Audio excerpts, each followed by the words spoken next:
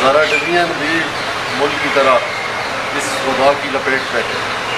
کئی قریبی لوگ، کئی لوگوں کے عزیز و اقارب جو ہیں اس کا شکار ہو چکے ہیں اور شہادت کا سفر اختیار کر چکے ہیں. یہ وبا جو ہے، یہ پریشانی جو ہے، یہ قدرت کی طرف سے، اللہ پاک کی طرف سے ہے. ہم اپنے رب عظیم اور رب کائنات سے یہ دعا بھی کرتے ہیں کہ وہ مزید ہم اس غم کو، اس دکھ کو برداشت کرنے کے قابل نہیں ہیں.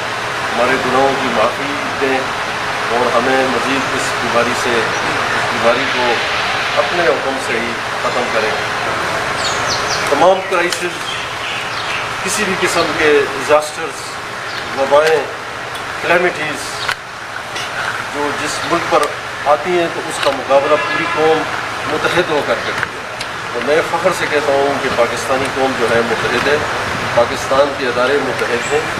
پاکستان کی جو گورنمنٹ ہے اس نے اپنے تمام ریسورسز ڈائیورٹ کر دیے اور سب ریسورسز جو ہیں ہیلتھ کوریج پہ لگا دیے ہیں. اور تمام ہاسپٹلز، ہیلتھ آؤٹ لیٹس اور عملہ جو ہے اپنی بساط سے بڑھ کر ایک نئے جذبے سے کام کر رہا ہے. اور میں سمجھتا ہوں کہ یہی جذبہ اگر رہا تو انشاءاللہ ہم اس وبا سے اپنی قوم کی جانیں بچانے میں کامیاب ہو جائیں.